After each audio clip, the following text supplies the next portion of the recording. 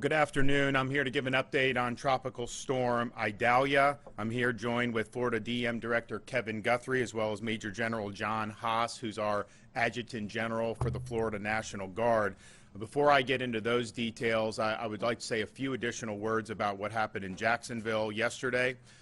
Florida, the state, and its people condemn the horrific racially motivated murders perpetrated by a deranged scumbag in Jacksonville at the Dollar General store.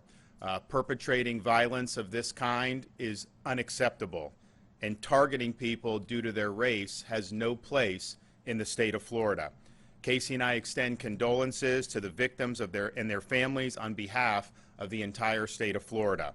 I've spoken with Jacksonville Mayor Deegan, Sheriff Waters, and President Faison from Edward Waters College. We will work with Dr. Faison to ensure the college has adequate security, just like we've done when our Jewish day schools have been receiving threats. We're not going to allow in the state of Florida our HBCUs to be targets for hateful lunatics like the guy yesterday. Now, with respect to Tropical Storm Idalia, it is currently 80 miles off the coast of Cozumel with 35-mile-per-hour winds. It will become a hurricane by late Tuesday afternoon. Landfall is currently expected along the Big Bend region on Wednesday, and it could arrive at the state of Florida as strong as a Category 2 hurricane. The storms, of course, as we know, these things can wobble, so Floridians along our Gulf Coast should be vigilant, even if you're currently outside the cone, and indeed you could see impacts if you are in a place that's outside the cone. We issued an executive order yesterday to allow prep time and to stage resources to be able to respond to the storm's aftermath. Our Emergency Operations Center here in Tallahassee will go to a level 1, 24-hour round-the-clock, starting at 0700 tomorrow. Please listen to your local officials. If you look at this Big Bend region, the models are probably more in agreement than when we had Ian last year, but these things can shift. There's still some uncertainty out there, so please just heed the warnings of your local officials. Continue to watch the news. If you are in the path of this storm, you should expect power outages, so please prepare for that, particularly if you have one, if this storm ends up coming in the Tallahassee region. There's a lot of trees that are going to get knocked down. The power lines are going to get knocked down. That is just going to happen. So just be prepared for that and be able to do what you need to do. If you are power dependent, particularly people who are elderly or who have medical needs, please plan on going to a shelter. Some of these counties are going to be announcing that they will be opening shelters, I would imagine, in the next day or so. That will be a good decision because the chance of you losing power if a Category 2 hurricane hits is very, very high. In terms of resources, we have mobilized 1,100 National Guardsmen, and they have at their disposal 2,400 high water vehicles as well as 12 aircraft that can be used for rescue and recovery efforts. Power. We are going to start, the power companies are going to start pre-staging linemen starting on Monday. And we're going to have probably not as many as we had for Ian because the track of the storm is different and the number of people affected is likely to be less. But there is going to be a significant amount of linemen that are going to be stationed and ready to go. And so what we would say to the municipalities and other electric outfits is please be willing to accept this mutual aid so we can get the power back on as quickly as possible. When we did Hurricane Ian, the places that accepted the mutual aid early, they got the power back on a lot quicker. So please, these resources are going to be there. Let's all work together to get the power back on. Clearly, we've had instances in the past where it dragged on and there were a lot of people without power, particularly in Tallahassee in 2016 storm. So I want to avoid that. The linemen are going to be there, and we want to put them to work. And I know that all the residents will really appreciate that. So please accept the mutual aid. Contact Kevin Guthrie if you have any questions about that. But we are going to have power outages, and so we want to get the power back on for all Floridians as quickly as possible. We are likely going to be staging the majority of our resources in Marion County and parts of North Florida, and that's going to just give us the flexibility in case the track changes to be able to mobilize the resources where they need to go. Florida Department of Transportation has now allowed expanded weight and size requirements for emergency transport, so they're going to be able to bring in more supplies on trucks than they otherwise would be. Please just be vigilant and watch the Weather Channel, watch the news, listen to your local officials. We're going to continue to have briefings, as the days go on here. If you want to know how you can prepare, go to floridadisaster.org/get-a-plan. floridadisaster.org/get-a-plan. You have time to make the preparations. You're going to see on that website all the things that are recommended that you do. But I would say again, if you are in the path of this storm, expect to lose power for a certain amount of time, and so just take whatever precautions are necessary as a result of that. I'm going to have Kevin Guthrie come up here and provide an update from the emergency management perspective. Thank you, Governor. Good afternoon, everyone. My name is Kevin Guthrie. I'm the Executive Director of the Florida Division of Emergency Management, and I want to begin by thanking Governor Ron DeSantis once again for his swift action in declaring an emergency order as we prepare for the impacts of Tropical Storm Idalia. But I also want to express to you how diligent our state emergency response team behind us has been working over the weekend to ensure that our communities are ready. The state emergency response team is here in the EOC working tirelessly to be prepared for any direction that this storm may take, and I thank them for their continued hard work for Floridians. Additionally, the state has been made aware of a situation involving fuel contamination at gas stations serviced by the Port of Tampa. I want to ensure Floridians that we are coordinating here at the EOC with everyone from petroleum retailers to the ports themselves to ensure that the disruption will not be widespread or prolonged, and that residents can have seamless access to fuel. At the direction of the governor, as he's already mentioned, we have already waived the size, weight, and hour restrictions for getting those necessary resources into the state and down to consumers as quickly and effectively as possible. FDACS has just released a statement related to this fuel contamination, and they are conducting investigations on how widespread the situation is, and what you can do in specific situations if you're impacted. If you think your car may be affected, please call the Florida Department of Agriculture Consumer Services Consumer Hotline at 1-800-435-7352 for English, and for Spanish, 1-800-352-9832. In July, the division and the Florida Association of Broadcasters brought together meteorologists from around the state to discuss hurricane forecasting and messaging. We're relying on you in this room to help us get that message out. I want to stress that every tropical storm, every hurricane is different, and this is no exception. We cannot gauge our ability to withstand future hurricanes based on prior experiences. This will not be Hurricane Hermine. This will not be Hurricane Ian. We need you to pay attention to what we're asking you to do. A few things that you should keep in mind. Do not focus on just the cone.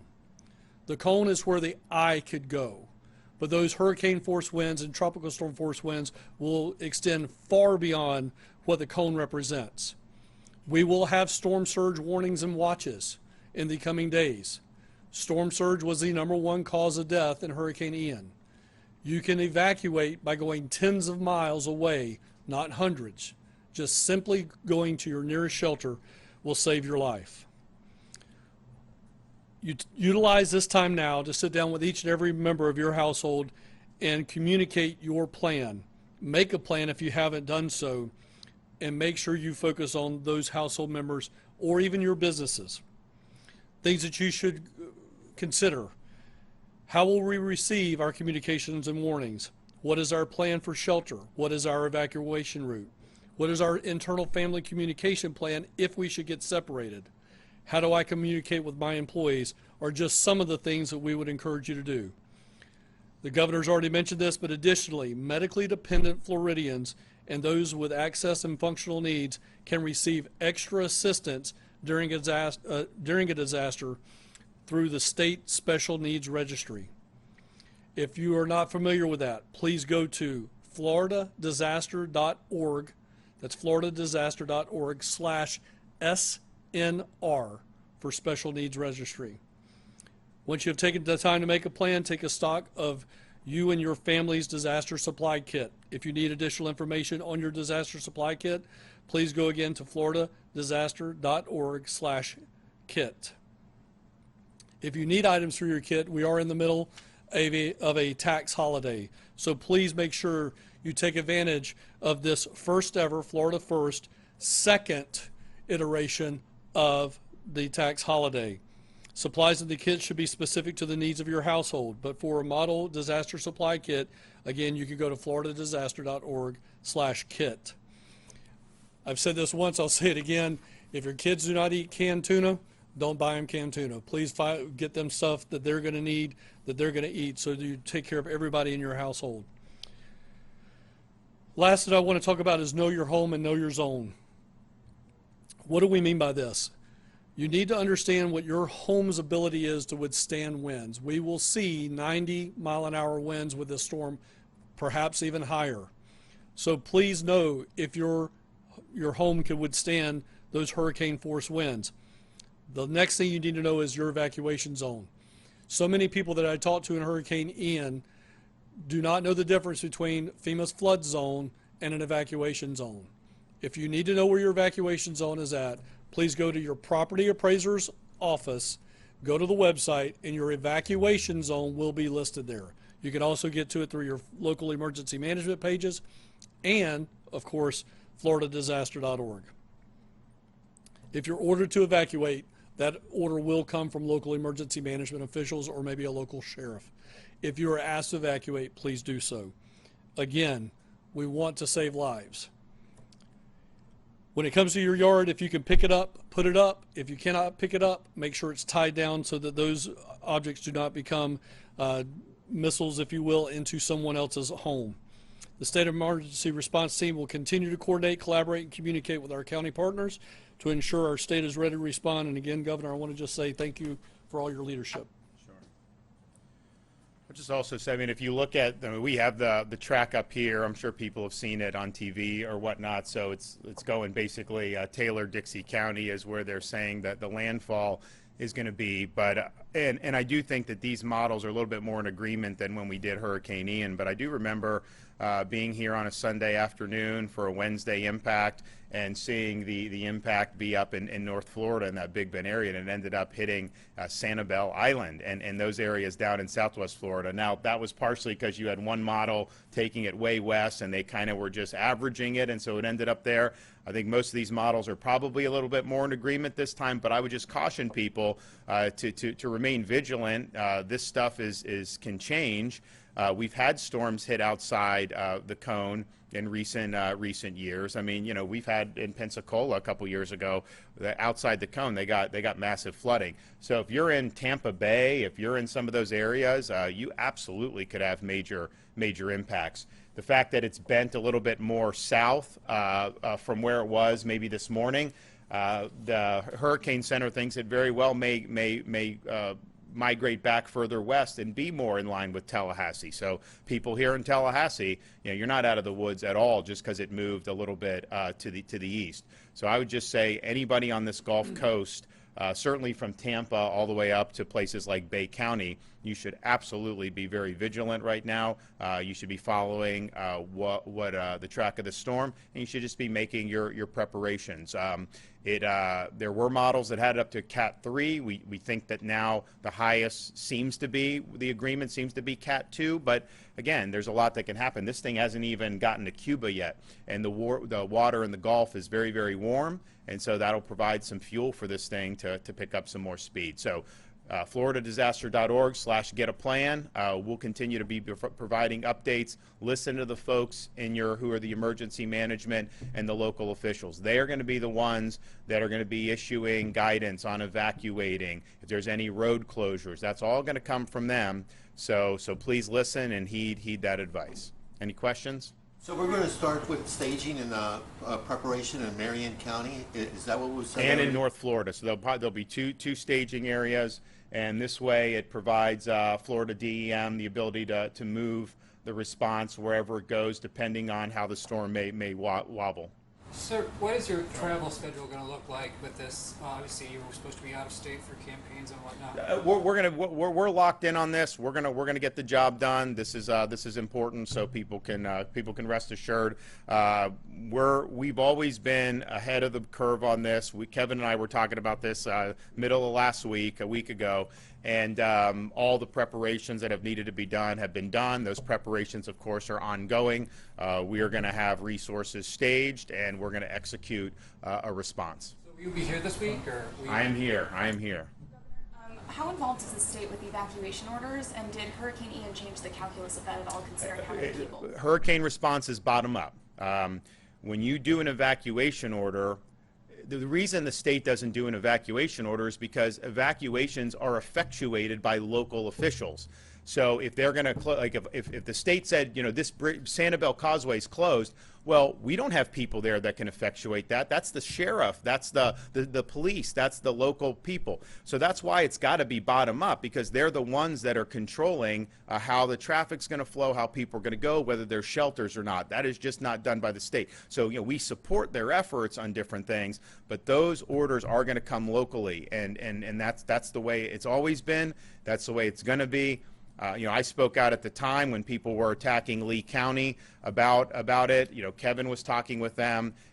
Sunday of the storm for Wednesday, it was even further northwest than this track was, and so of course they didn't issue an evacuation order at that time. Then as it got closer, they acted and did it, and so that's. But I think it's got to be done locally. With gasoline, is there any concern about price gouging or panic buying affecting? There's always concerns for both. I mean, obviously, Attorney General is going to be all over the gouging, so that's not something anyone should do. There's no need to do panic buying, but sometimes that happens in these storms.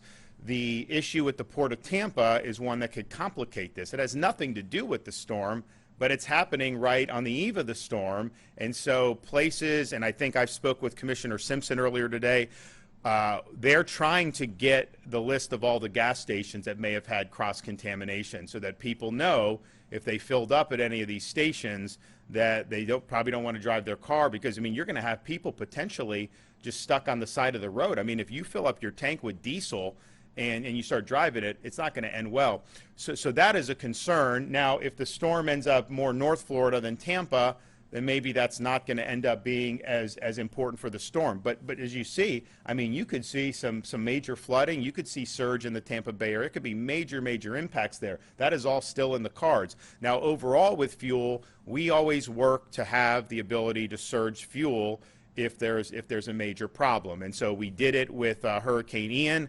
We had the trucks out there. People could go fill up. In rural areas, that really helped.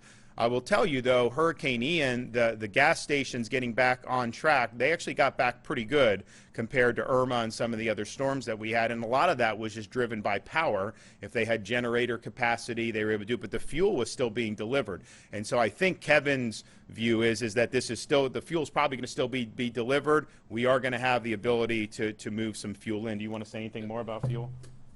I will just say that just over the governor's shoulder here is the Florida Petroleum industry. They are here. We have the Ports Council that is here. We have DOT, who's over my left shoulder, that's here for weights and measures and making sure that people can move commodities freely throughout the state. We did not fill up fuel in Hurricane Ian. We're not going to fill up fuel now. We are already making adjustments for the market to make sure that we're able to meet all of the needs there, and we'll continue to do that. Thank you. And I've asked Commissioner Simpson to come to tomorrow's briefing. I think he's going to be here, and he'll provide an update on the latest on this fuel situation from the Port of Tampa. And basically, it was just human error. They put diesel in tanks that were supposed to be regular gas. And then the DAX, they identified it, and they were able to do it, but there was nobody until DAX did the oversight that identified it. It was something that could be identified, I think, just from the difference in the smell. They were able to do that. So hopefully we don't have that many people that are affected by this. Obviously, if you have a tank of gas and it's 90% regular and 10% diesel, the dilution may not ruin your car. But I mean, if you put a whole tank of diesel in, that's going to be a major problem. So stay tuned tomorrow morning. We'll have an update on that, and so we'll see you guys then. Thank you.